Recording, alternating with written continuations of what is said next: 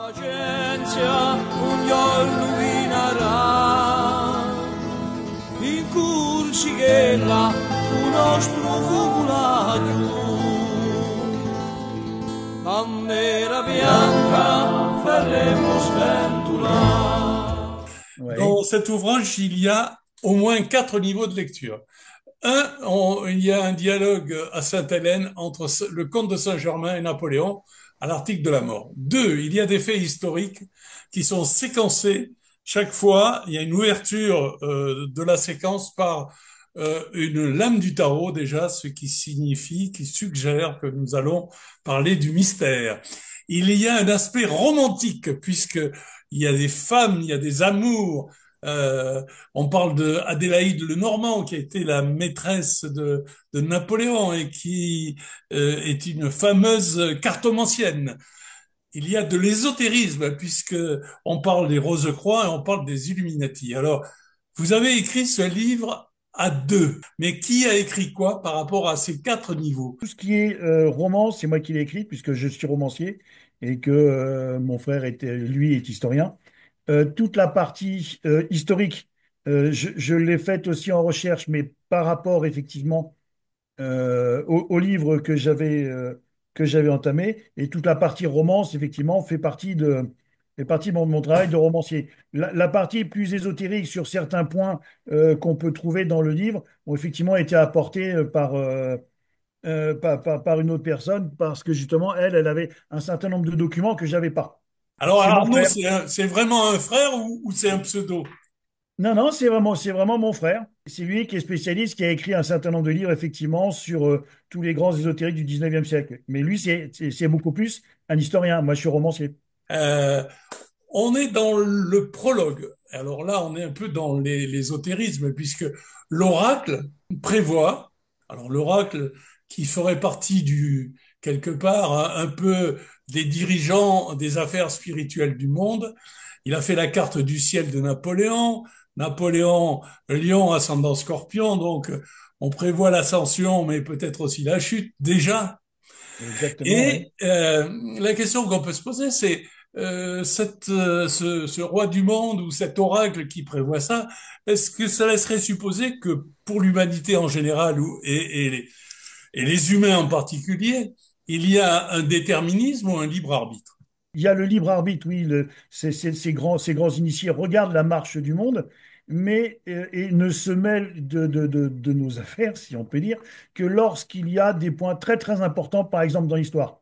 Quand il y a un moment, il y a une révolution à faire, et à ce moment-là, ils interviennent. Et c'est un peu le thème du livre, où effectivement, il y a une intervention donc d'un initié symbolisé par le comte de Saint-Germain, qui vient se rendant compte de la possibilité qui est offerte depuis la Révolution, même avant la Révolution, mais d'offrir cette période de l'histoire de France qui est assez extraordinaire, qui est la fin de l'Ancien Régime, la Révolution, le Directoire et l'Empire, qui est une période où il s'est passé tellement de choses qu'on est pratiquement incapable d'en faire la liste, notamment tout ce qu'a pu instaurer Napoléon. Et effectivement, là, il y a une espèce de déterminisme, c'est-à-dire qu'il y a une intervention, il peut y avoir une intervention, effectivement, dans certains cas. Et alors, beaucoup appellent ça soit le destin, soit la chance, soit la providence, soit le coup de bol, soit je suis là au bon moment. Mais à un moment, et c'est tout ce qu'on vient sur la structure de l'ouvrage et qui est intéressante, c'est que il y a 22 points dans ce livre qui représentent donc les 22 arcanes du tarot divinatoire. Et ces points représentent des instants très importants dans la vie donc, de l'Empire et qui interviennent à des moments très précis. C'est pour ça qu'en fait, chaque carte, je me suis posé la question en disant, mais à ce moment-là, est-ce que c'est soit du hasard, quand par exemple Napoléon se retrouve à être balancé pour être 14 ans d'émière alors qu'il y avait le général Menou qui était pressenti pour ça. Pourquoi est-ce que Barras est allé le chercher lui? Pourquoi est-ce que Salicetti, par exemple, sans rentrer dans les détails, est allé chercher Napoléon pour l'installer pour combattre Toulon alors qu'il n'était pas du tout destiné à venir à Toulon? Quand on voit la carte du soleil, on comprend que c'est forcément Austerlitz. Quand on voit la carte, quand on voit la carte du pendu, on comprend que c'est l'abdication. Donc Ah, il mais y a une relation entre la divination et la prophétie et la réalité Tout à fait. historique qui est assez extraordinaire. Ma question suivante, c'est finalement, il y a eu deux pactes consécutifs. Un Oui. pacte qui aide l'ascension de Napoléon et un pacte qui, quelque part, le fait se diriger vers sa chute. Le premier pacte, c'est un pacte avec les Rose-Croix et avec les francs-maçons. Hypothèse ou pas, il aurait été initié deux fois, une fois à la loge des Neuf Sœurs, à vérifier, et une deuxième fois en Égypte. Alors, ma question, c'est, est-ce qu'il y a une géostratégie qui intervient dans le comportement en Égypte et en Italie? À ce moment-là, Napoléon, donc, qui est contacté par les Rose-Croix qui agissent, qui donnent des coups de pouce à certains moments historiques. Donc, on le voit bien quand il était à Brienne et quand il était à l'école, quand il était jeune, on le destinait à la marine, qui est intervenu pour le faire partir dans l'artillerie. Bon, il y a tous ces faits étranges, et effectivement. Là, on parle du déterminisme symbolisé par les Rose-Croix. Ils interviennent et ils apportent à Napoléon énormément de choses qui permettent de changer l'ordre. C'était d'apporter, de permettre à l'homme de sortir de sa condition, effectivement, et de pouvoir retrouver donc une certaine spiritualité et surtout être effectivement libre. Et donc, ils ont tout apporté. Alors, on va pas dire que Napoléon n'a pas fait le code civil, mais je prends un exemple. Quand on voit tout ce qu'il a fait en même pas 20 ans, entre 1795, où il arrive dans le Directoire, et 2015 et Waterloo, c'est impressionnant tout ce qu'il a fait. Mais surtout, ce qui était fantastique, c'est qu'en plus, et c'est noté, chaque fois qu'il est arrivé dans un pays, il mettait en place les mêmes structures. C'est-à-dire il se contentait pas de conquérir des espaces piqués au Habsbourg ou piqués au prince italien, mais il instaurait une certaine forme de démocratie. Il instaurait le code civil dans ces nouveaux, dans toutes ces parties conquises, et il s'aidait effectivement de la franc-maçonnerie. Et donc, il a utilisé la franc-maçonnerie à ces fins-là, qui lui permettait de faire un lien avec le Grand Orient de France que lui dirigeait complètement et qui permettait en fait d'établir des bases de fraternité, de solidarité et de travail en commun et de fraternité. Et ce qui fait qu'en fait, il s'installait dans les pays et il installait beaucoup de choses en même temps. Ok. Il ne se contentait pas il se contentait pas d'envahir les pays, quoi. D'accord. Alors, la deuxième partie, ben, il s'est cru indispensable et il se serait allié avec les Illuminati, qui eux étaient des banquiers, des industriels et qui voyaient dans la réussite de Napoléon la possibilité de faire un ordre mondial matérialiste. Et est-ce que quelque part, c'est pas ce second pacte avec les Illuminati qui l'aurait amené à sa déchéance? Complètement, parce qu'à un moment, quand les Rose-Croix vont lui avoir apporté les Rose-Croix, dont quand même on sait qu'ils détenaient les secrets de l'alchimie, qu'ils avaient l'élixir de longue vie, mais qui apportaient une demande et une élévation spirituelle, un retour à la source spirituelle. Effectivement, et Napoléon, une fois qu'il a eu tout ça, qu'il a été initié, il aurait été initié effectivement en Italie, en France et ensuite en Égypte, là, une grande initiation que personne ne connaît à part quelques-uns. Effectivement, il est arrivé un jour où les Illuminati lui ont dit, nous, on vous offre beaucoup plus. On vous offre d'abord le poste d'empereur et vous nous représentez et on vous offre le monde temporel. On vous offre toute l'Europe en tant que grand maître temporel. Vous aurez toute l'Europe pour vous et vous serez le primus inter pares, le meilleur parmi vos pairs de toute l'Europe, mais nous, on fondera notre ère nouveau. Et à la différence entre Illuminati et Rose-Croix, les Rose-Croix, c'est une élévation spirituelle, c'est le monde de la sagesse spirituelle, alors qu'effectivement, les Illuminati symbolisent le monde moderne qui est en train de naître, le monde matériel, où les gens ont du travail, où les gens consomment, et les gens seraient heureux sur Terre. Il n'y a pas d'au-delà. Et tout le monde était heureux sur Terre, effectivement, et ce nouvel ordre mondial, c'est tout à leur intérêt parce qu'effectivement, ça dégage des fortunes incommensurables.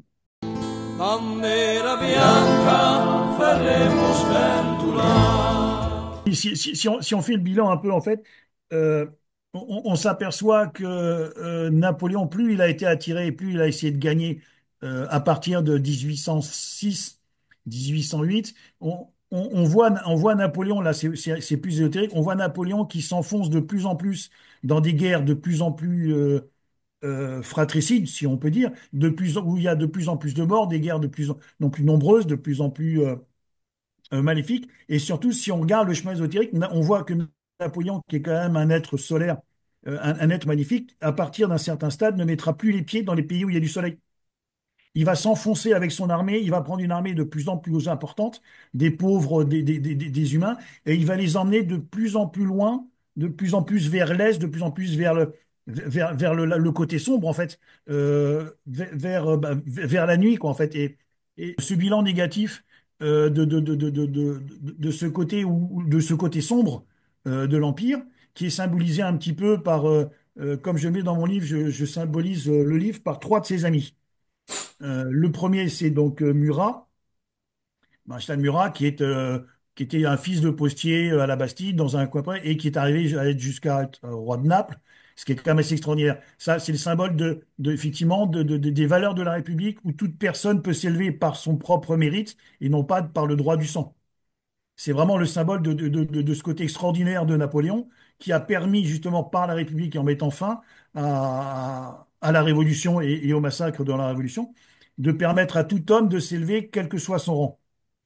Ça, c'est le côté fantastique. Le deuxième côté qui rejoint le côté sombre, c'est le général Andoche Junot, qui était un admirateur fervent. Là, on rejoint toute cette partie qui est à la fois incompréhensible de ces millions d'hommes qui ont suivi Napoléon, son petit caporal, et qui disaient, quand Napoléon vient nous voir sur champ de bataille le soir, c'est qu'il va y avoir du grabuge le lendemain.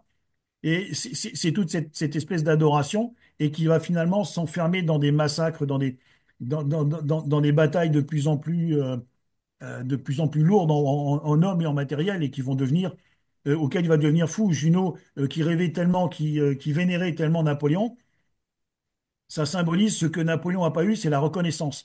Napoléon n'a jamais été reconnu par toutes les grandes puissances des anciennes familles. Et Junot a toujours cherché la reconnaissance auprès de son maître vénéré, qui considérait comme l'élu, sauf qu'il n'a jamais été maréchal.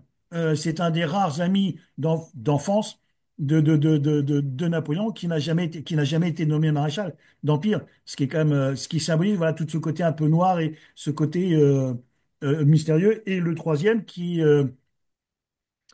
homme, donc, c'est Louis Viès de Marmont, qui est donc un noble d'Ancien Régime, et qui lui représente beaucoup plus le côté pragmatique, le côté de construction. C'est les pierres de granit que Napoléon a construit, qu'il a posées sur le sable français et qui donne aujourd'hui ce que la France est et qui a permis de monter. Alors même si c'est un type très intelligent et c'est un type qui voit un peu comme Chateaubriand l'Ancien Régime, la Révolution auquel il a participé pratiquement à toutes les batailles avec Napoléon, il voit la grandeur de Napoléon, il voit la noirceur de Napoléon, puisqu'il finit par dire, j'ai beaucoup aimé Bonaparte, mais je ne supporte pas Napoléon l'empereur.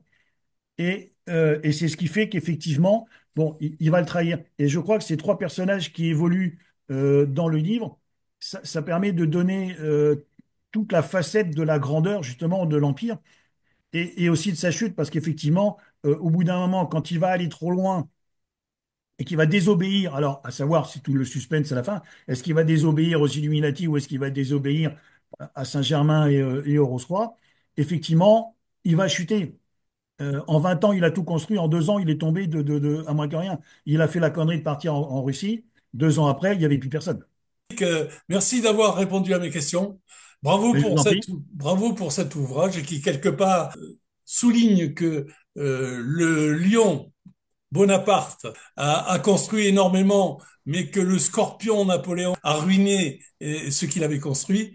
Et peut-être que, contrairement à ce qu'on pense souvent, Napoléon, que l'on pensait stratège, n'a été peut-être qu'un excellent tacticien, puisqu'il a gagné toutes les batailles, mais il a perdu la guerre.